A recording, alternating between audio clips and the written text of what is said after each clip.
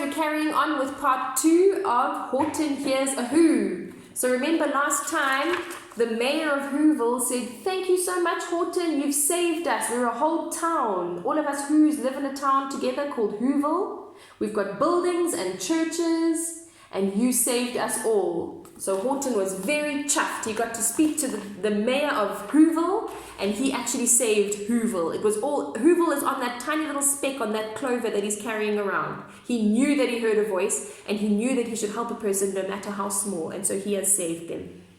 Now, carrying on. But, just as he spoke to the mayor of the speck, 3 big jungle monkeys climbed up Horton's neck. The Wickersham brothers came shouting, "What rot! This elephant's talking to Whos who are not. There aren't any Whos, and they don't have a mayor, and we're going to stop all this nonsense. So there." Oh, that's mean. There are the monkeys.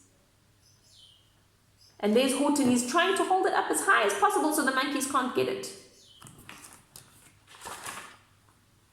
They snatched Horton's clover. They carried it off to a black-bottomed eagle named Vladikov, a mighty strong eagle of very swift wing. And they said, "Will you kindly get rid of this thing?"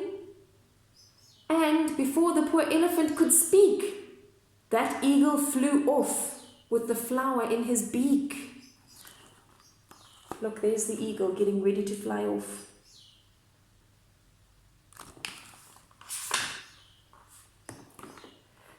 All that late afternoon and far into the night, that black-bottomed bird flapped his wings in fast flight, while Horton chased after with groans over stones that tattered his toenails and battered his bones, and begged, "Please don't harm all my little folks who have as much right to live as us bigger folks do."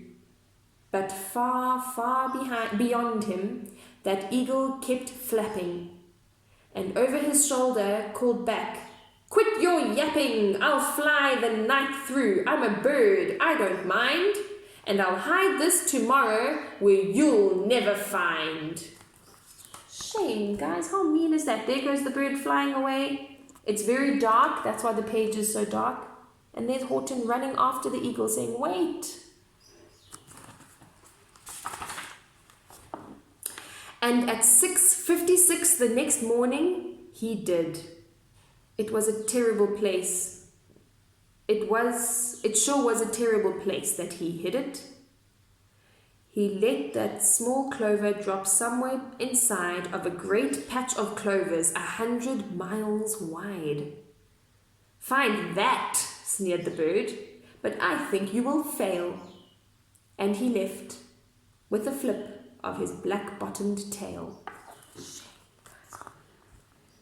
There he goes. Those are all clovers. He just dropped this clover into all those millions, gazillions of clovers. And there's Horton. Look how sad he is. Shame. "I'll find it," cried Horton. "I'll find it or bust. I shall find my friends on my small speck of dust." He picked up and searched them and called, "Are you there?" But clover by clover by clover he found that the one that he sought for was just not around. And by noon, poor old Horton, more dead than alive, had picked, searched, and piled up 9,005. Look there. He's trying and trying and trying 9,005 times. Then, on through the afternoon, hour after hour, till he found them at last, on the 3 millionth flower. "My friends," cried the elephant, "tell me, do tell, are you safe? Are you sound? Are you whole? Are you well?" Yay, he found them.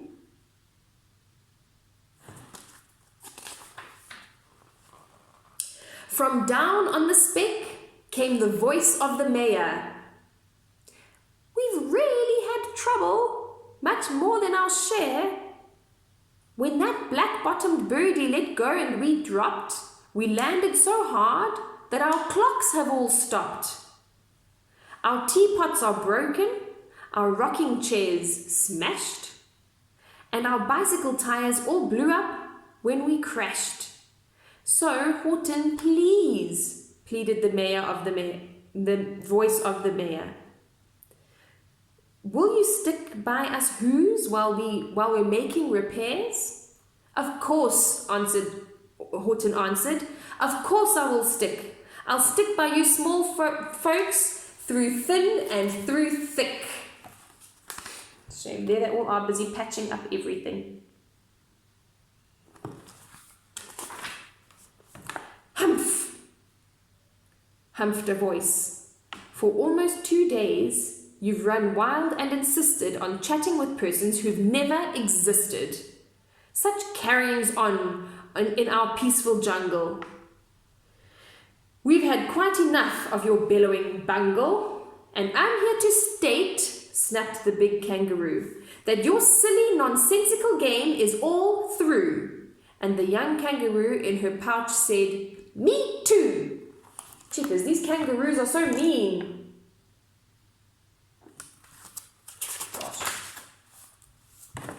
With the help of the Wickersham brothers, that's the monkeys, and dozens of Wickersham uncles and Wickersham cousins, the Wickersham in-laws, whose help I've engaged, you're going to be roped and you're going to be caged.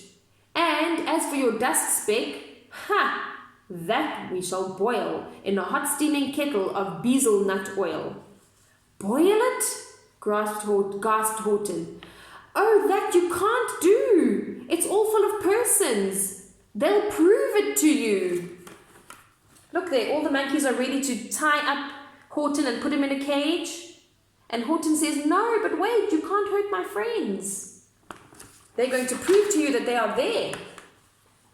Mr. Mayor, called Horton. Mr. Mayor, you've got to prove that you really are there.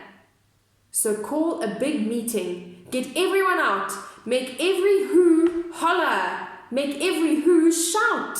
Make every who scream. If you don't, every who is going to end up in a bezel nut stew. He's warning them.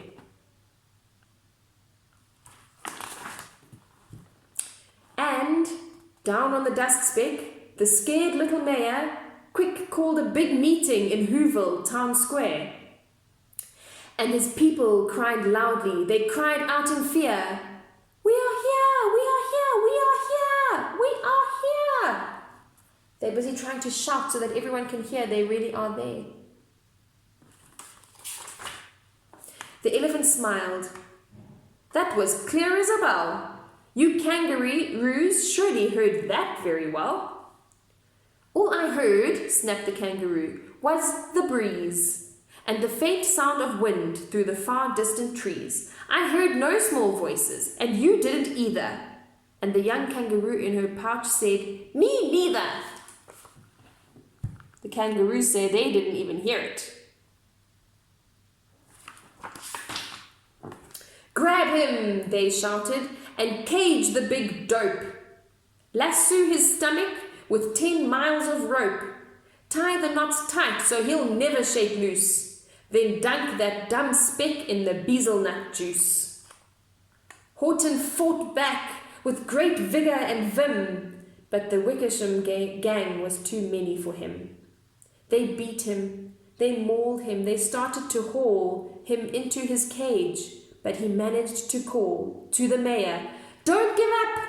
I believe in you all! A person's a person, no matter how small. And you very small persons will not have to die if you make yourselves heard. So come on now and try. Shame, there's Horton getting into his cage. Okay guys, we'll finish off the book in the next session.